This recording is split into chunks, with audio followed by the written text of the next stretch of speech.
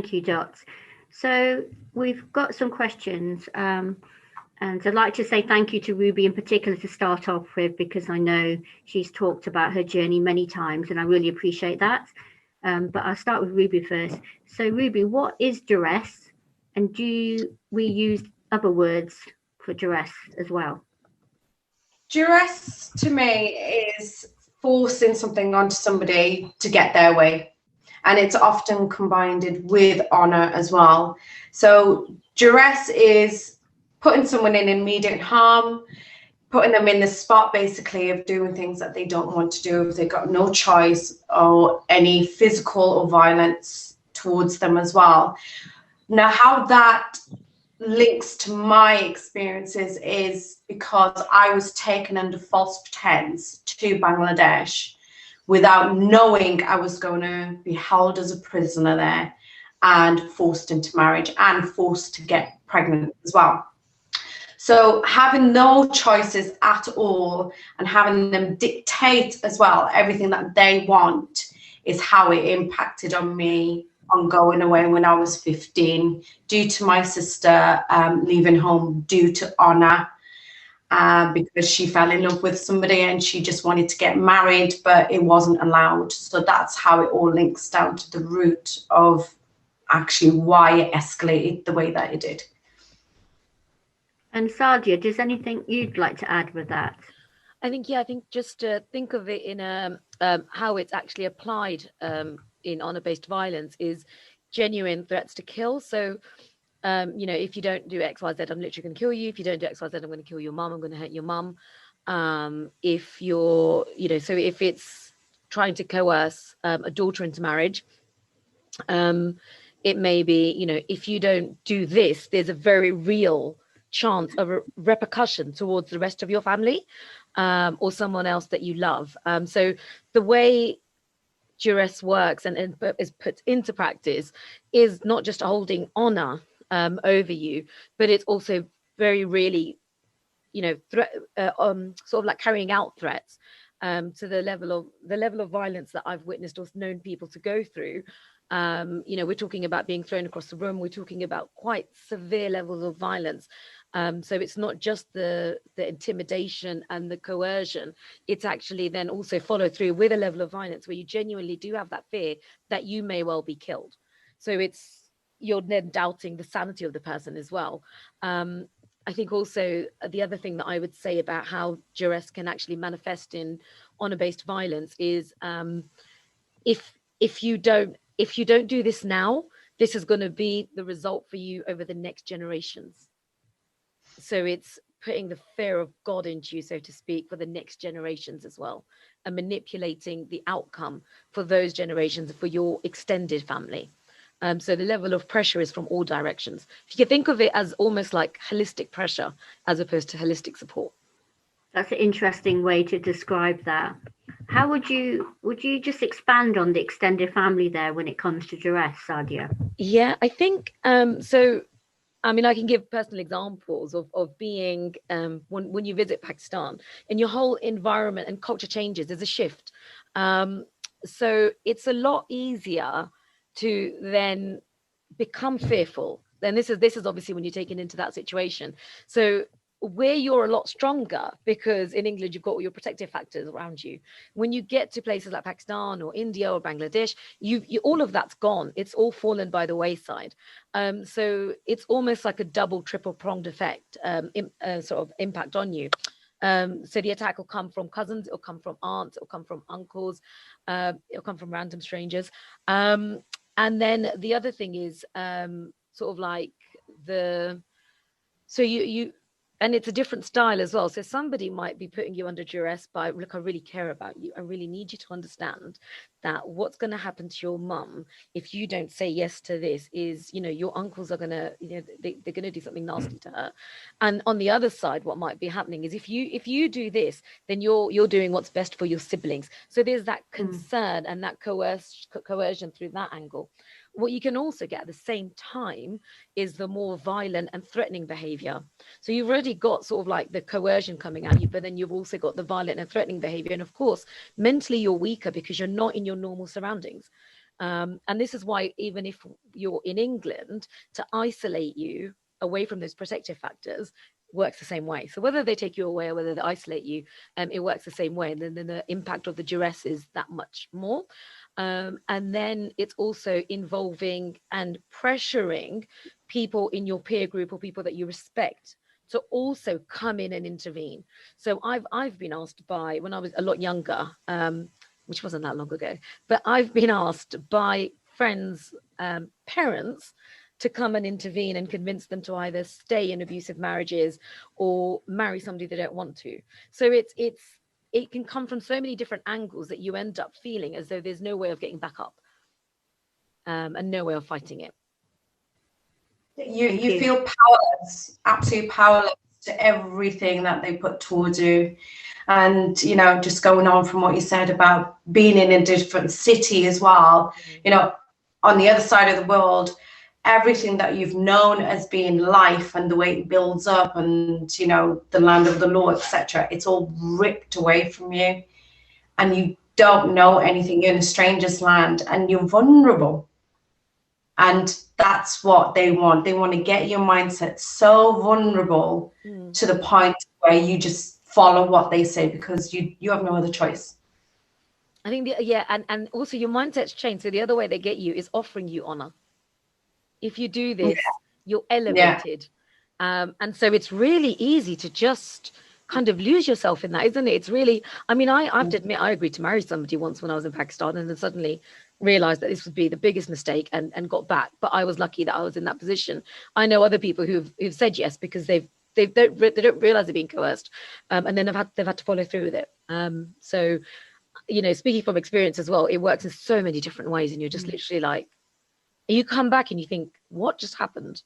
So it's almost, I wouldn't say an out of body experience because you feel that fear and you feel everything else, but it's if you're lucky enough to come back, I guess, you know, still single or whatever that you're being coerced into, then you look back and you don't recognize that situation as much. You can't make sense of it. Yeah. Thank you. Did you want to add anything there, Ruby? Yeah, you know, it's exactly what Sadia said. You know, you can't make any sense of what's going on because it happens one after another. There's not just one incident. So they will basically rip you bare to you are just in your flesh and you feel so vulnerable that you just don't know what's happening outside. You don't know what your body is even reacting to. You just it's the loss of your body, mind, and your soul. And that's to the point of that vulnerability of then giving up yourself to go and do what they want you to do because you see no other way out. And it's especially with adding honor to you as well. Oh, you know, your younger siblings will look up to you. You know, everyone in the community will be like, oh my God, look at her. You know, and she's beautiful. She's got married. She's pregnant. And it's just that whole false pretense. It's like being in a twilight zone. Yeah. Everything that you thought is just upside down and you can't make sense of it, anything, especially being so young as well. You know, it's like I was 15 when it all happened to me. I was just learning about life and, you know, just about learning what people do, you know, sexuality, everything, you know, bonding with other people, building relationships, you know, and everything that I thought to be my world was my family. So my family coming to say all this mentally as well and all the incidents that's happened and all the false promises, you have no choice just to go with it. And especially being taken to another city or another country, you're even more vulnerable and you'll do more just to get your passport back in your hand and just to come home. You'll just do it. And that was the case with me. I mean, even having to let my body go and have to be raped every single day was the main thing that broke me. So it doesn't matter what it is, to what mental capacity they try to rip you apart with, they will do everything and anything because in my incident, I didn't matter. It was all about their honor. Yeah, thank you for sharing that, Ruby, and Sadia. So it kind of brings on to the next part of the question that I had was, what is mental duress? And we've kind of touched on it, but could you expand on that for you, Ruby, in your experience? What is mental duress? Yes, for mental duress for me was definitely who I am and who I was. It was just completely saying that's not good enough, rub it all out. I had to change my personality. I had to, do what they said. I was forced into saying yes into everything that they wanted. It's like my entire decision life making with my body and my mind was dictated by them. Mentally, it was like I was tormented. I felt hopeless at anything. I had no faith in anything. It just basically ripped my whole personality apart. I imploded and exploded at the same time. And then it's just finding your inner mental capacity to what you're showing outside the world. It just doesn't match, and you're not aligned in who you are at all. And I think that was one of the worst things that I had to do, is I completely cut my soul out, my mind out, and just let them have my body and tell me what to do. And I was a robot. I was an absolute robot for them. And it was actually tormenting. That was really, really hard to even get over after, because I still felt like I was being dictated, and I just started to learn and adapt quickly then. So then I wouldn't feel traumas as well, if that makes sense, because I was thinking, right, I'll do everything what everybody else is saying, so then I won't get harmed any more than what I think. And then I adapted that as a safety net for myself. So in a way, I suppose I was thinking it's like a survival technique to get you, you're on sort of survival mode in an extreme way, is just to cope with what's happening, and maybe you're going to get out. Does that make sense? Absolutely, 100%. I mean, even now today, to this day, it's like I'll joke about it with my partner. I'll say, if you gave me something so easy and put it in front of my face, I wouldn't know how to figure it out. But give me something so complex, put it in front of me, and I'll figure it. I'll have a plan from A to Z already in place. That's how my mind has been changed into survival mode all the time. And it's something that you cannot grow out of. You can ease out, but you can never really grow out of it, especially when it's been conditioned in that way. And then the aftermaths of having such a traumatic time, it's like you don't have the tools in life to know any better, so you attract negativity. And for a long time in my life that was happening, so I just built that as a wall. And then when I started to actually get therapy for myself, I did 250 hours of therapy, and that made me break down the walls and not see life in such a hard way. But it definitely affects you for a long time. Yeah, totally. Thank you, Ruby. Sadia, did you want to add anything on mental duress? I think just that I would compare it to psychological warfare for me. It's more, it's kind of finding out what's the most important stuff to you and using that and holding that against you, but also using that to inflict the worst kind of pain and trauma. So for me, I think it's you're surviving a level of trauma that you often, like a lot of domestic abuse, you can't actually verbalize or understand until you've been through the process of understanding what's happened to you. So it's kind of manipulating you and using. So I think if we're going to put it into the context of honor-based violence, it's using faith, using spirituality, using the what will people say, which is incredibly important. And very powerful. Very powerful, because the word and your standing in the community for people who perpetuate it is number one above everything else. So to say, if you don't do this, what will people say about me? And if that's the only sort of like male role model that's always protected you saying that, you then feel like you have to protect this person. After everything I've done for you, how can you not do this one thing for me? And that's how a lot of it can start and then escalate to actually ripping apart your own identity, ripping apart your own good name kind of thing as well. So they'll hold that against you as well. So just a few of those things to remember. Yeah, thank you. So I'm just going to go to another question. So I've got a list, but I'm going to kind of mix it up a bit. Do we really understand the impact of duress? And when I ask that question, I'm kind of thinking, we've kind of talked about it from a personal perspective, Ruby, but actually from a service point of view, I was thinking more of.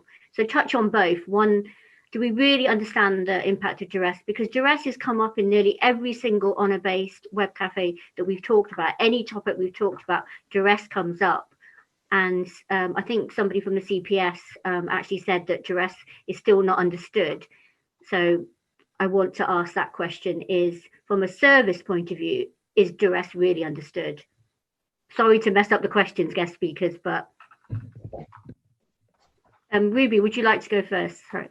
Yeah, well, personally for me, I don't think that people actually do understand the impacts of it. I mean, everybody concentrates on, oh, what happened in the story and what did you do? But like I touched on earlier on, is that the after effects stays with you for years and years and decades. It's that, like Sadia said, it's mental warfare. You doubt yourself in making choices. You doubt yourself in everything that you do, because you think, oh, is this gonna, if I do this, is it gonna harm that person? Is my mum gonna get upset? Is my father gonna get upset? How will this impact on everybody else? And you put everybody else first. And it affects every daily choices. And it's really sad to see. I've seen it in other cousins that have been through forced marriage. And it was really upsetting for me to see them go through it. And so when I went through it, it is a psychological war.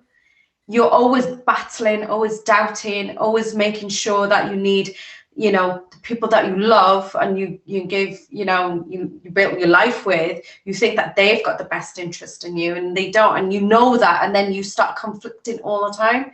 And it can lead up to very emotionally stressful incidents. It's like even just making simple decisions, you're battling yourself all the time, and it's really hard. I think people don't understand that. I think they just look at the story, the incident, and what they'll give their opinion on what they feel from it and what they take from it, but they don't actually understand the aftercare. Aftercare is very, very important. These conditionings need to be damped down, where you can find yourself again. I mean, for instance, when I was 27, that was when I looked in the mirror, and I remember scratching my face off with my nails because I didn't like the person that was looking back at me, and I didn't know who she was. And I kept on saying, why are you making the same mistakes all the time? I was chasing that father figure, which I didn't have. And it was because I was conflicting with myself. I was still trying to please everybody else and not me. So I had to revert myself back to that child when I was 7 years old and go back to the Ruby that she wanted to become. And I had to basically, it's in therapy as well, you write letters to your younger self. And that's why I actually learned to break out of that mental warfare and actually start thinking, no, I come first, not everybody else. So I really do feel that people don't have that full understanding, and it's very hard to describe as well, but it does affect absolutely every decision-making choice. Thank you, Ruby. Sadia, so do services understand the impact of duress? I don't think so, but I think it's also because, like Ruby said, it's always been the response has always been fixed on the narrative of what's happened, but also there's a really important element of if you go back to the social identity theory, and you're in group and out group, so your whole life you've been part of this one in group, and you've done everything you can to be part of it, to be respected within it, and to build that own kind of character that you have within that kind of framework. And so when you are a survivor, you decide that you're no longer going to kind of play the game or toe the line, you stand to lose all of that. So there is this huge shift in your identity, but also the dissonance that's created within yourself. And I think that's one thing that the services are missing completely. We can definitely treat survivors of honor-based violence with the same framework of domestic abuse as well, of course. But at the end of the day, there's this really important element that the faith, perhaps, that they've been used to be manipulated, their cultural identity that's been used to manipulate them. All of this has created this dissonance within them. And that support is so needed, because one of the things I've noticed over the last couple of decades working in the industry is the level of acting out and destructive behavior, and actually trying to reconcile what you still love about what's hurt you, because there are wonderful elements of it, but actually it's been used to manipulate and hurt you, and recreating creating a space to repair the harm to the cultural and spiritual identity, I think is something that we're completely missing in the sector. And I think that is something that's very, very important, and something that we do need to start exploring a bit more if we're really going to look at repairing some of that harm. And would you say that in the Bayard sort of group, that's even worse in the sense of duress, not taking away any duress from other communities, but the fact that there's lack of understanding? Yeah, I think that's from, I would say that's from a service user and victim perspective, though. Yeah. So where communities are trying to also be part of the solution, I think we're missing this whole kind of approach of identity, and just how important that is to self-actualization. So if this kind of block has been put in place, and we're not unpicking that, we're just sitting there thinking, okay, well, how can we stop this? Or how can we, everything has its own place. Absolutely, the Home Office response with having teams out in these countries and bringing people back, the domestic abuse response from services within the UK who are putting different teams and agencies together to tackle it here. But unless we actually start thinking of the whole person, and the whole network that they're part of, the education system they've been part of, outside of our own education system as well. I mean, I'm talking about the classes and stuff. Unless we start building this whole picture, and supporting that victim to become that whole person again, I think we're always going to fall short of providing a service that they need.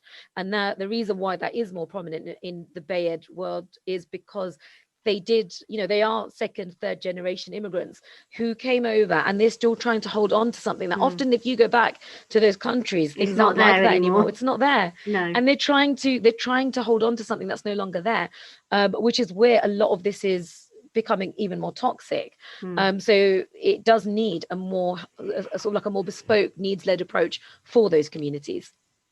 Yeah, I totally agree. And but it's a tall order, and services are struggling in itself. So let's hope that's something that will come into place. So great answers. Thank you very much.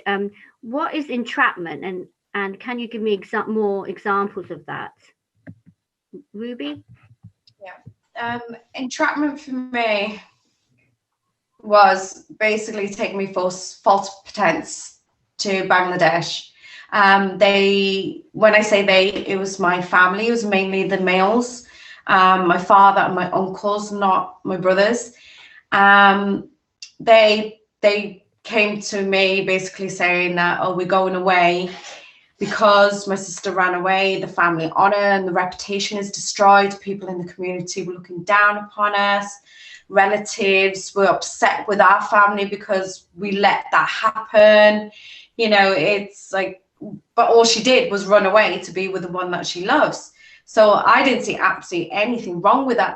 There's nothing wrong with that. But to their eyes, it was the utmost disrespect. So it was coming up to the 6 weeks holiday, and they just put it down like, we go for 6 weeks so everything can calm down in the community. We can get a break. and, you know, we can relax and get our heads screwed on, you know, and just think forward what we're going to do now without my sister. So to me, it was just like, okay, we're going on holiday, coming back from a poor background as well. It was more exciting for all of us. And I had 7 brothers and sisters because we'd never been away before. So that is another, you know, way of them manipulating all of us to get us there, because they were like, oh, we're going to go on holiday. We're going to be, you know, in a different country. We're going to go for 6 weeks. We're just going to relax. I mean, it should have been a peaceful holiday, but getting there, they extended the time from 6 weeks to 8 weeks, and they ended up staying there for almost a year. So, and then for them to get everything they wanted in that, you know, 11 months being there. So it was all carefully planned out for them, but we were oblivious, absolutely oblivious to what is going to happen, what the actual plan was. It was only because as time was going by while we were there, things were starting to make sense slowly for me, of like, okay, so we're not going home because Dad's saying we spent a lot of money spending on tickets to go out there. So after that, it was like, okay, Dad, we've been here for 3 months now. You know, we want to go home. Oh, no, we'll wait a little bit longer. You know, it's winter time now back home, so we don't want to go. So it was one thing after another, one thing and after another, till you got to the point where he had nothing more to say apart from, let's get Rubie married. And that was close to it was 1 month before my 16th birthday. So it just all fell into place what their plan was. They wanted me to stay there till I was close to my 16th birthday, get me married when I was 15, keep me there 3 months after I was 16. So it looks like a legit wedding, and get me pregnant in that time. So it was a mastermind plan. And that was the ultimate entrapment for me, because if I knew that I was going there to get married, I would have ran away myself. I would have ran away to one of my friends and seeked out help, because I had no idea at all. And I think majority of girls, because they have so much trust in their family, they love their brothers and sisters and mothers and fathers and aunties, you know, etc. You don't give yourself that doubt to think that they would ever hurt you in that way. But honor comes first, and, you know, you're a puppet to their hands, and they would want what they want just to regain that honor. So that was the ultimate entrapment for me. Thank you. Sadia, did you want to add anything to that? I think just, yeah, bringing it into context of young people now, they will use the honor kind of banner under which to entrap each other. So photographs, anything on social media that could be seen as incriminating towards damaged honor can be used to manipulate. And that's another thing that's really important for people in services to actually keep an eye out for. So any kind of photos that could be suggestive, photos with partners that they're not supposed to be with, same-sex relationships, anything like that, that can be used against you in a way that could destroy your life, will be used to entrap you as well. And that can get quite toxic, especially amongst peer groups. So the honor, I think we often look at honor-based violence from the perspective of forced marriages, but there's a lot of other things to also consider. And entrapment is one of the things which peer-to-peer is a massive problem within sort of like gangs and grooming and all of that kind of stuff as well. So just to keep that in mind. Yeah, thank you for bringing that up. So I just wanted to say, we use the word honor all the time. And so I think, should we try to move away from the very idea of the word honor, because it's so wrapped up in the female body, or redefine it? I know that's quite a difficult one, but Rubie, I'm going to go for you first. I found it difficult, but I think, you know, I mean, what other word could you use from honor is like reputation, family's utmost reputation that, you know, that has been passed on traditionally for generations and generations and generations. It is keeping that reputation. Honor is like, it's like a hierarchy. Honor comes first, reputation, you know, that's the only thing that I could compare it to in my eyes. I mean, duress is definitely the driving force of that. But I do feel a lot of people get confused when you do say honor-based abuse. They're like, yeah, but there's no honor in that. So why do you use the word honor? I mean, it does confuse a lot of people. I mean, when I start to speak out, I'd be like, oh, it's called honor-based abuse, you know, but I never understood at the beginning, why would you say it's honor? But even I question that, you know, going through it myself. And I'm like, well, it does make sense, because honor-based abuse is keeping that reputation way up high, you know, like you're some king or queen, and you never let it go down. You never let it disintegrate in any sort of way or dissolve. It's always got to be kept up to that level of their reputation and everything that comes under that umbrella. And honor does wrap it up pretty nicely, you know, to explain the meaning of it. But I definitely find that it confuses a lot of people. A lot. And the only other word I can compare it to is reputation, because for your reputation you will do anything to keep that clean, you know. So in anything, you know, your career, your personal life, we try to keep our reputations to the best that we can to keep it positive. So yeah, I did find that tricky. I was thinking about, okay, what else could you use for the word, you know, apart from honor? But reputation I think it's looking at redefining it in some sort of way. What do you think, Sadia? I think it needs redefining. Agreed with Ruby. It's so confusing why we call it that.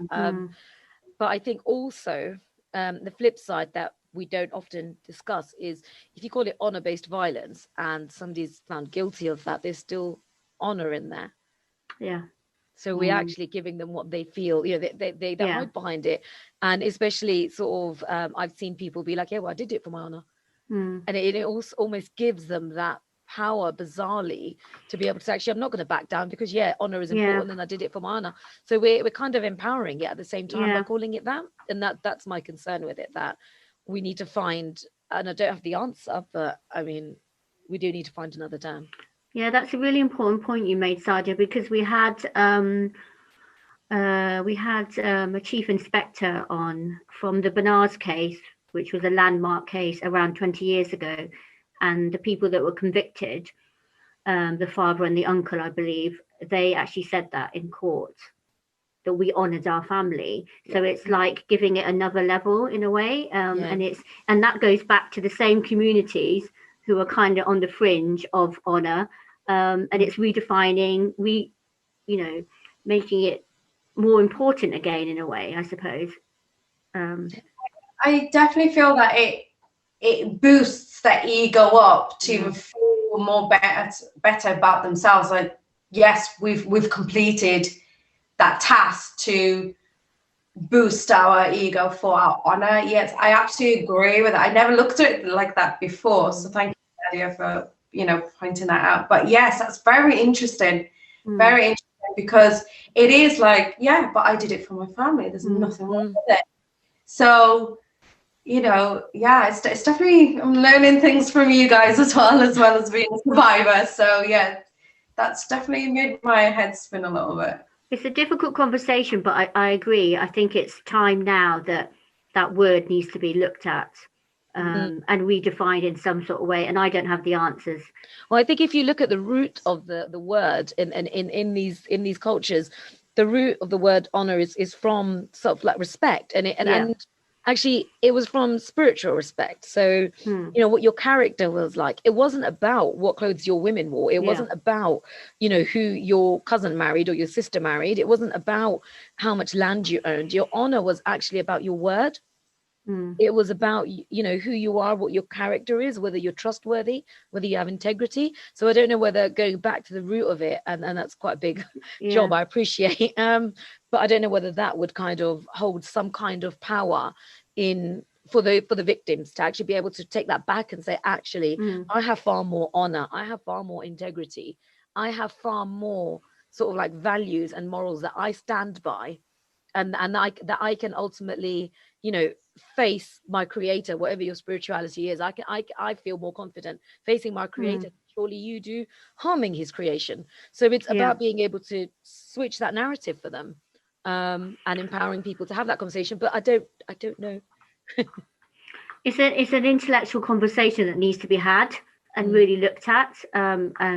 So we're going to stop there now and sort of open it to the floor.